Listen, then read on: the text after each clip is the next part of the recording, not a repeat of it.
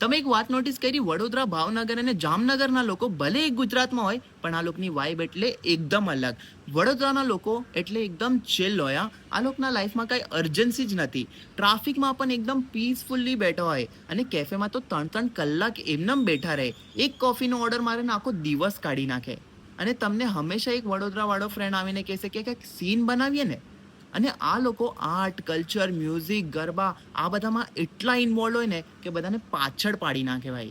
અને પછી આવશે ભાવનગરના લોકો. આ લોકો એકદમ સિમ્પલ હોય પણ કેલ્ક્યુલેશન એટલે ફાઇનાન્સ મિનિસ્ટર લેવલ. તમે કંઈ નવી વસ્તુ પહેરીને જાઓ ને એ લોકોના સામે તો એ કોમ્પ્લિમેન્ટ નહીં આપે, પેલા આખું આમ ફાઇનાન્શિયલ ઇન્વેસ્ટિગેશન કરશે ને તમને એક્ઝેક્ટ રેટ બતાવશે.